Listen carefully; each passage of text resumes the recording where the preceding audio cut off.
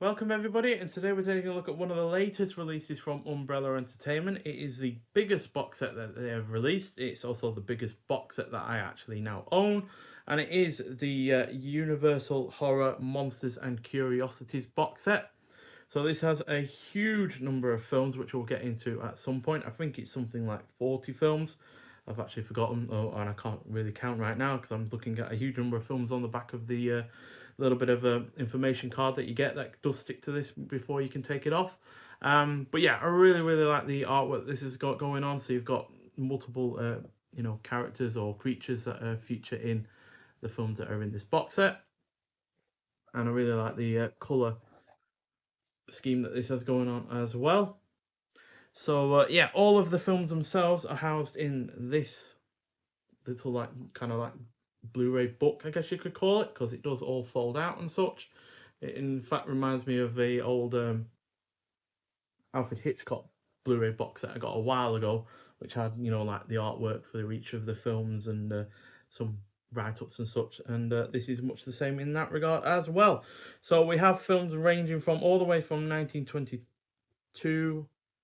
Pretty sure Hunchback of Notre Dame, which is the first film in this box, actually came in 1923. So, yeah, but regardless, early 1920s all the way to the late 1950s. In fact, no, 1960. In fact, now looking at it, so yeah, nearly 40 years of film history here, and yeah, undoubtedly though, some of these films I already do own via other versions from other boutique labels, particularly Eureka, who've put out a numerous amounts of horror films from the 30s, 40s, and 50s on in their collections. So there are some crossover films featured here, but there are several that I don't already own as well. And also, it does mean that I can consolidate a huge number of films in a smaller set rather than having huge box sets or other single disc releases scattered around my room. So yeah, that's one reason to have gotten this as well. But the main reason to get this is just that there's several films here that I've never seen before or have never been able to own. So,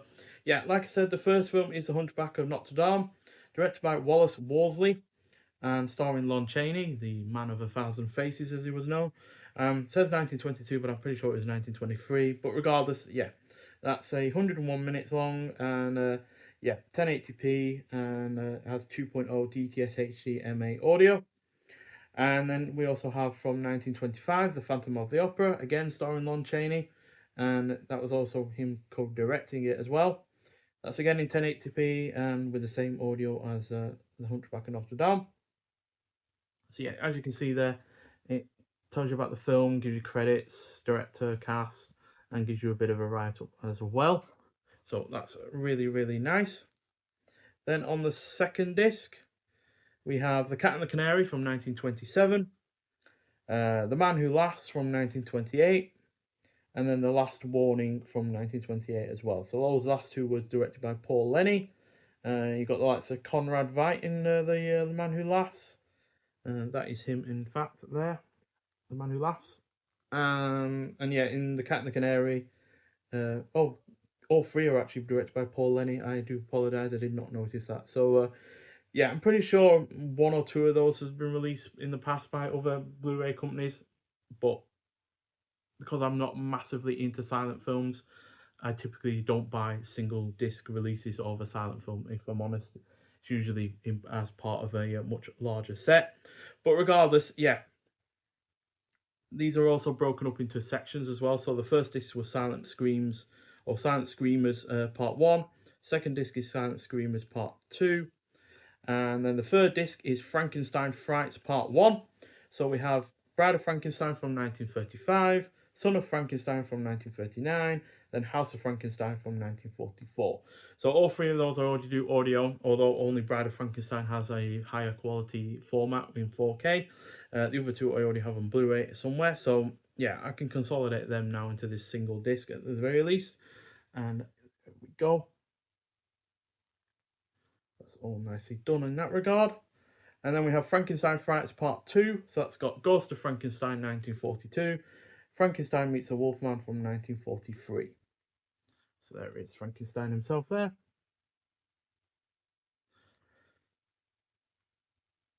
And then on the next disc, So there's 19 discs in total with this release, by the way, just to tell you the kind of size that this has going on. And then we have Invisible Intrigue. So that features The Invisible Man Returns from 1940. The sorry, there was a bit of glue there that had come from somewhere. Then we have The Invisible Woman, also from 1940, and Invisible Agent from 1942. Again, have them already as part of another box set, but again, I can consolidate them into this release now and don't have to have that on top. Now, these next three are part of the Karloff and Lugosi's Tales of Gothic Terror Part 1, and they are part of a prior Eureka release. So that's Murders in the Rue Morgue from 1932, The Black Cat from 1934, and The Raven from 1935. Both starring Karloff and Lugosi, of course, and yeah, all three are really, really great films.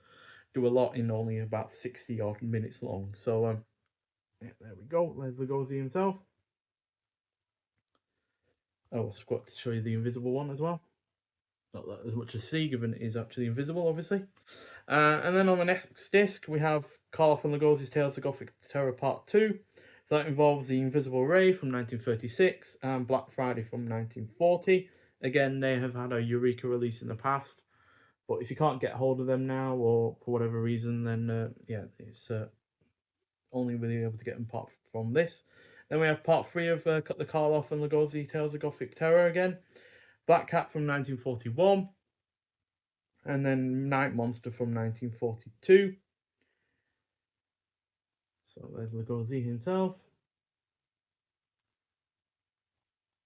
And then we have a part 4 to the Karloff and Lugosi's Tales of Gothic Terror.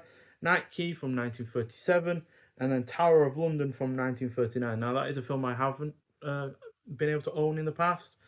And crucially, that does star Vincent Price. So that is now another film starring him that is now in my collection, which I'm really, really happy about. And then we have a part 5 from Karloff and Lugosi's. But I'll show you the Night Monster himself, I think that is. Oh no, Night Key. I'm pretty sure it's Night Key, or it could be Tower of London, I can't remember. It's been a while since I've seen either. And then we have a part 5 to the Karloff and Lugosi's Tales of Terror, of Gothic Terror, The Strange Door from 1951, and The Black Castle from 1952. Again, they have had a Eureka release in the past. So, yeah, it's definitely the Karloff and Lugosi parts that are the ones that I've mostly already owned. I think there's only one film in there that I haven't. But there is Karloff again, in a more normal kind of garb, not in Frankenstein makeup, for instance. And then we have Madman Mayhem. So 2 of these I haven't owned before or even seen. We've got The Mad Doctor of Market Street from 1941. So that's got Lionel Atwell in it, who's regularly made appearances in horror films in the past that we've talked about. So looking forward to seeing more from him. That's 60 minutes long as well only, so not particularly long film. 1080p, 2.0 DTS HD MA audio, which I'm pretty sure is the case for every film in this release, in fact. And then we have The Mad Ghoul from 1943. Now, even this box set doesn't say it's one of the best films in the world, because it says here it's remembered as one of Universal's most lackluster horrors. So even they aren't really giving it a high rating, even in this home box set. But regardless, I have a strange, love and affection for these kind of, short 60 odd minute long horror films from this period. And then we also have House of Horrors from 1946. Again, that was part of a Eureka release in the past. So, yeah. There's the picture for that part. And then we have Supernatural Shockers Part 1. Horror Island from 1941. Then Cult of the Cobra from 1955. And The Thing That Couldn't Die from 1958. Only Horror Island there I've had before, so another 2 there that I haven't had in the past. So, yeah. Looking forward to seeing those other 2. Now, I have to say that all of these films, apart from a few of the silent ones, are all less than 100 minutes long. Most, in fact, are less than 80 minutes. So, yeah, if you are wanting to get into horror films of the 1930s, 40s and such, then, yeah, these are ones to get into. And then we have Supernatural Shockers Part 2, which has Curse of the Undead from 1959. And then The Leech Woman from 1960. So now The Leech Woman is the the one with that is the newest of this lot. And again, not I don't own either of those two, and I've not seen Curse of the Undead before, or at least I don't believe I have. And then we have mysterious melodramas. So we have the mystery of Edwin Drood from 1935. That actually stars Claude Rains. So that's one that I've not seen before. So I'm looking forward to that one. And then we have the Climax from 1944, starring Boris Karloff, and that is one that we've talked about before via Eureka.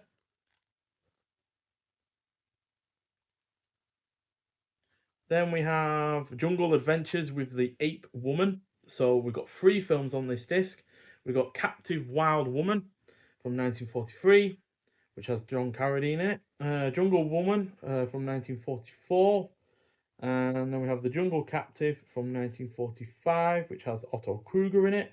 And the first of those is directed by Edward Dmytryk, who I've seen plenty of films before and enjoyed. And the second is also directed by Reginald Le Borg, who's also done several films that I've enjoyed in the past before. So, yeah, all 3 of those films don't own and never seen before either. So, looking forward to those ones. And again, they're not particularly long, they're all about 60 or 63 minutes long. So, yeah, not particularly lengthy in that regard. And then we've got Mutant Madness Part 1. So that has Man-Made Monster from 1941 with Lionel Atwell, Lon Chaney Jr. in it. And then Monster on the Campus, which is directed by Jack Arnold.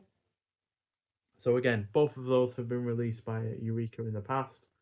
So yeah, which is a little bit of a shame that there is a lot of crossover. But my reasoning for this is probably because being an Australian label, Eureka probably doesn't really sell over there, so that might well be why. And then Mutant Madness Part 2, Tarantula from 1955 by Jack Arnold. That has been released by 101 Films. And then we got The Incredible Shrinking Man from 1957, also directed by Jack Arnold. And that's been given a release by Arrow Video, although not for quite some time. So who knows if this is a better version of that or not. We'll have to see.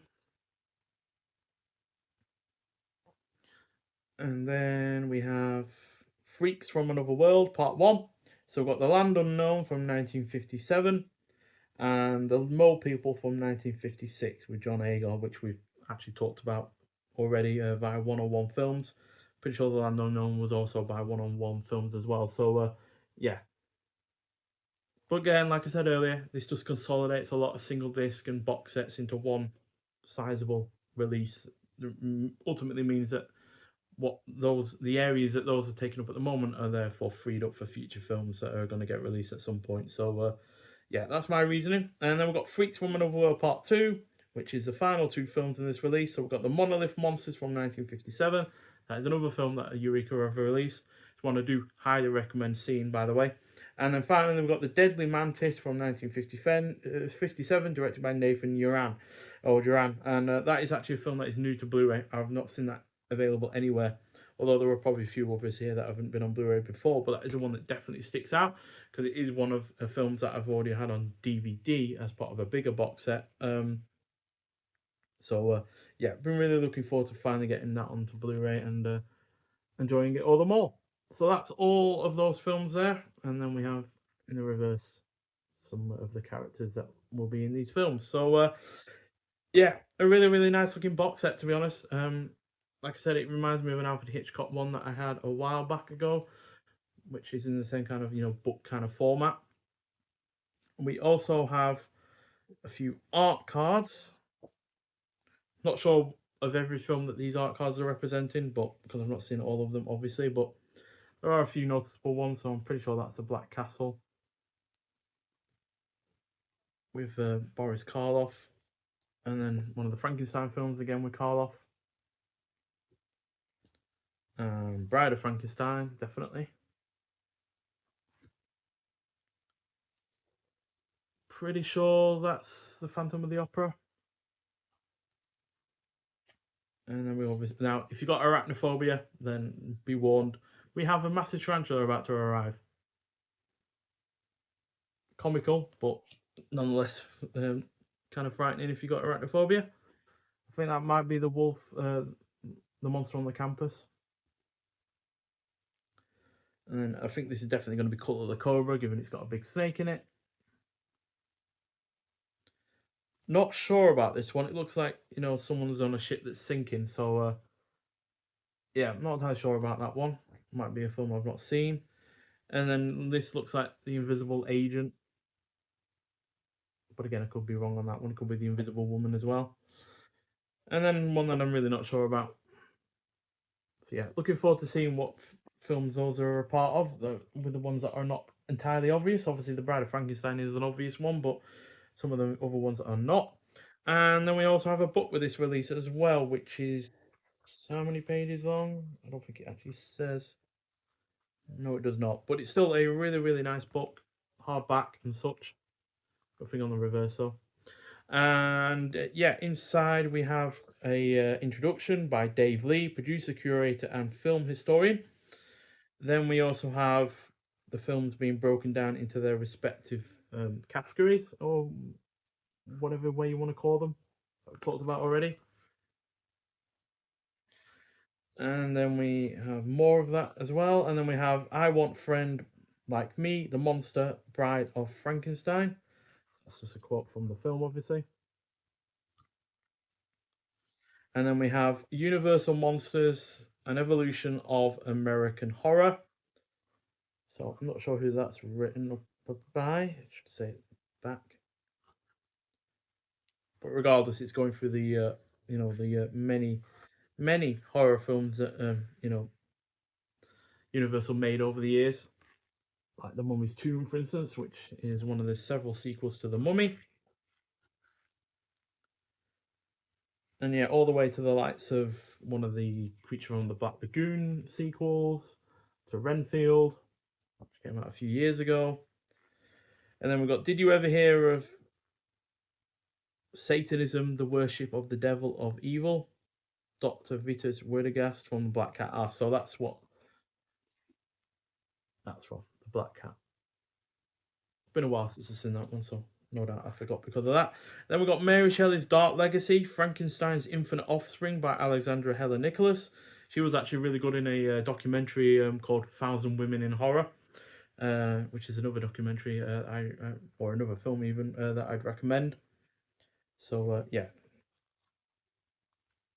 she's always done really, really good stuff, quite frankly. So it's nice to see her make a contribution to this release.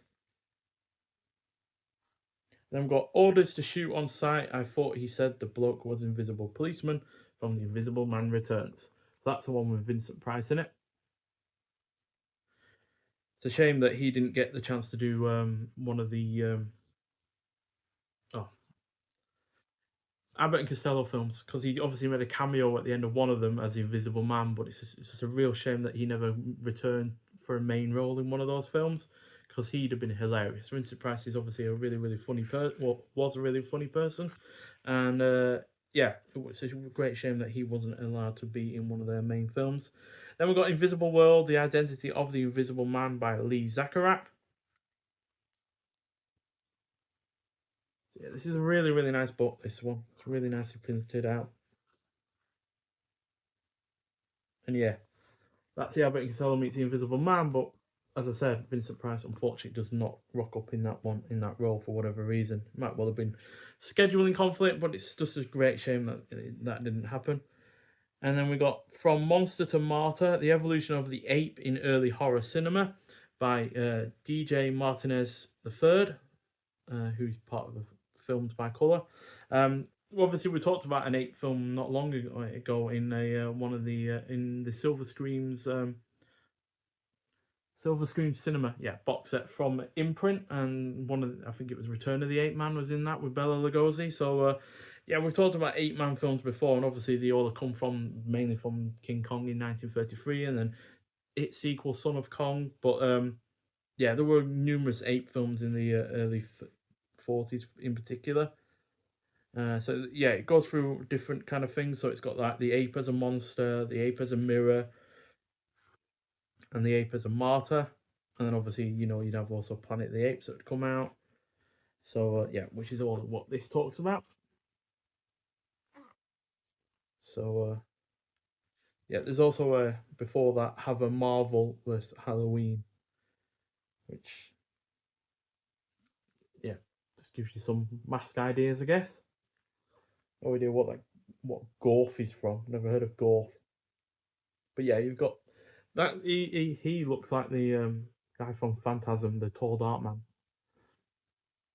So yeah, it's a bit strange, I guess. But yeah, then we've also got after the ape write up, we got the occult and the Black Cat by Sally Christie. So obviously, black cats have been well associated with witchcraft and such, which then obviously extends into horror films when they eventually became a thing.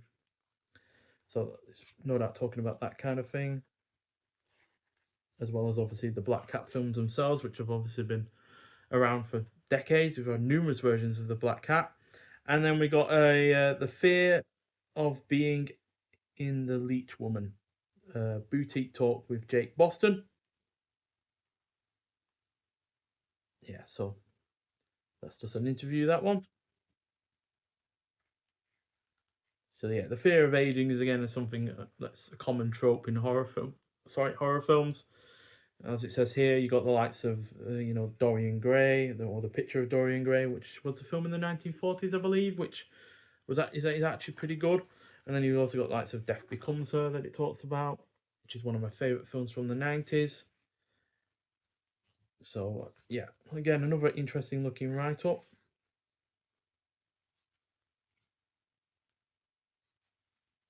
It talks about the Carrie, and The Substance, which is a fantastic film if you've not seen that. And then we have Girls Gone Wild, Women, Animals, and Race in Universal Monster for Movies, again by Alexandra Heller Nicholas. So she's really done a large amount of contributions to this release. And it says here, from ancient Greece to Aesop's fables to the classic fairy tales of the Brothers Grimm, anthropomorphism, anthropomorphism, yeah, there we go, where animals are given human like traits to tell a story has a long literary history. But there's a flip side to this. In other stories, the difference between animals and humans is amplified to dramatic effect. This permeates classic horror literature, from the strange creatures that populate the work of H.P. Lovecraft, who bring a cosmic twist to more earthly animal iconography, like tentacles and wings, to the sometimes surprising menagerie of creepy animals that riddle the work of Edgar Allan Poe, from horses to scarab beetles to even penguins. So that's just the introduction there to that. So yeah, it talks about like the cult of the cobra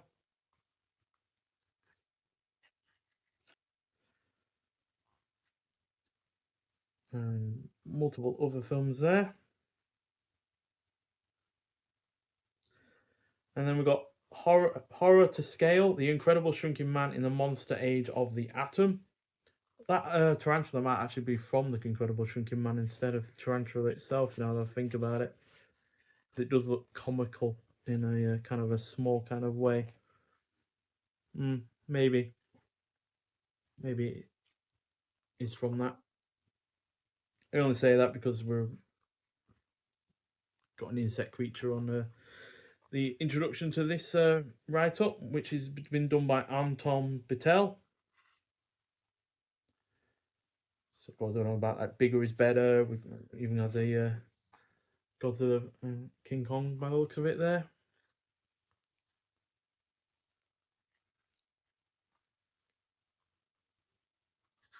So yeah, obviously the Incredible Chunky Man, he also fights a cat, which looks more like a lion at his size. And then we've got Diminishing Returns, Male Anxiety in the Incredible Chunky Man by Paul Anthony Nelson. So one film there has gotten two write-ups, which I'm surprised about, especially since, like I said, it's not a new film to Blu-ray by any stretch of the imagination.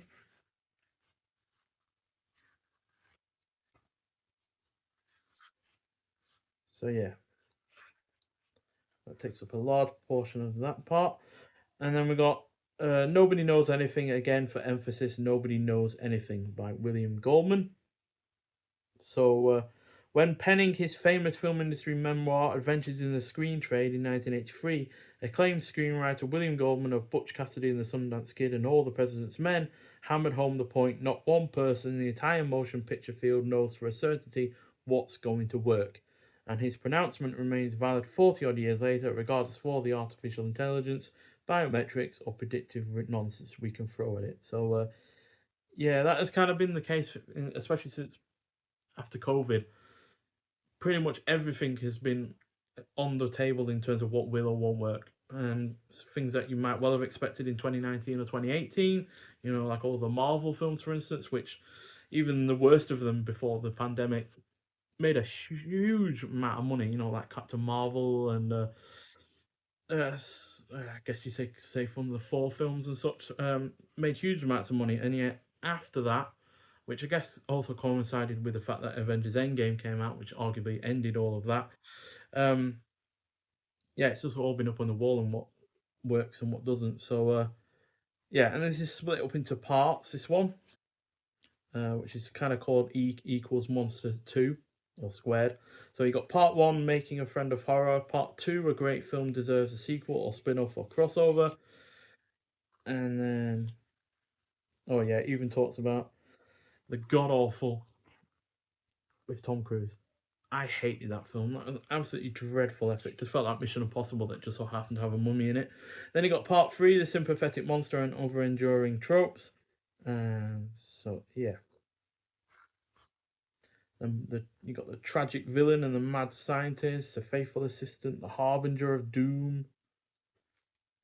Then you got part four, playing technical tricks of the eye. Creature of the Black Lagoon, obviously being famous for its underwater cinematography at the time. And it has a conclusion to that whole write-up, so I'll just do this bit. And it says, as we inch into the next century of cinematic storytelling, Universal has seemingly achieved the impossible. It continues to be a successful genre-defining film and television studio with a knack for churning out hits. Here we have many focus. Here we may have focused on the film fare of the golden age horror before tripping through the creature features of the mid 20th century, but the 1970s and beyond has proven just as instrumental to Universal, in particular, the studio's relationship with Steven Spielberg and the birth of the modern blockbuster with Jaws, specially crafted for the summer holiday Slingshot Universal's approach to film marketing and production into a whole new stratosphere. Furthermore, the studio helped establish the framework for horror as an enduring cinematic genre, propagated the classic horror format with sequels and crossovers, and bending and flexing with the times to keep attracting new legions of fans. William Goldman's sentiments about filmmaking still hold sway. Every time out, it's a guess, and if you're lucky, an educated one. It just makes Universal's flair for producing high concept entertainment even more impressive. And I would say this, that Universal is definitely one of the more consistent film studios out there. I know they've been bought by Comcast and such, so they're not entirely independent anymore. But yeah, I still think that they're one of the more consistent ones out there, especially when you compare them to other studios like Warner Brothers, for instance. And then there's a thanks at the back there. So the illustration there was done by Oliver Colan, the graphic design by Mutant Design, producer David Lee, disc menu Ryan Pope for Raw Digital, and then more thank yous there. Now, one concern I do have with this, and I have only popped in the first disc, so I'm not entirely sure if it's going to be the case for all the other 18 discs, but it does seem like there's going to be no extras for any of these discs here, because there weren't any for the first disc. I played the first film on it and immediately went into the film. No menu or anything like that. So yeah, now there is a menu for choosing the film on per disc, because obviously each of these discs share a film each, but or at least multiple films. But there was no option after that to choose any like extras or anything like that. So that is a little bit concerning. But at the end of the day, there is a huge amount of films here, and if you are looking to get into horror films from the 1920s up to 1960, then I would highly, highly recommend this, because this is a really, really good piece of filmmaking education, but also filmmaking entertainment as well. Because, like I said, I've seen several of these already, and they're all genuinely really well fun for the most part. So, yeah, and at the end of the day, most of them, like I said, aren't even 70 minutes long.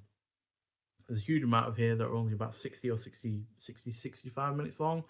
So, you're not wasting a huge amount of your time at the end of the day trying them out, but you're also trying out films that are kind of classics in some of their own regard, or less than classics but still have elements to them that are worth seeing. So yeah, I would say that it is well worth seeing in that regard. But like me, if you have bought several films before that might well be part of this, you might well be a bit more ambivalent to try it out. One thing I was slightly annoyed by is the fact that the way that this was marketed like that does make it seem like a hell of a lot bigger than it actually is, because obviously it is only like a normal box set. Now, with the way that that looks, I was expecting it to be like this, for instance. I apologise for any noise that is being made, but I was expecting it to be more like one of these coffee book ones, because it kind of does look like that by the picture, to be honest. So I was a bit surprised that it is as small as it is, but at the end of the day, it is compact, and there's a lot of films in there that is in such a small release. So I guess I appreciate that, as it isn't going to take up too much room, and at the end of the day, like I said, it's going to consolidate a lot of films into a really rather quite a compact and small release. So yeah, but still, I'm going to go through each of these films that we haven't looked at in the past. Obviously, there are a few that I already have, but I will hopefully be able to review each and every one that we haven't looked at already. So, yeah, look forward to doing that. But nonetheless, thank you for watching. If you have picked up this release and I'd like to hear your thoughts on it, it is only limited to 2,000, by the way, and I had number 1,135, so there might not well be that many left. And they are all region B as well. So if you're in the UK, you can play this without having to have a region-free Blu-ray player on your hands. So, yeah, but nonetheless, thank you for watching, and I'll see you in the next one. Bye.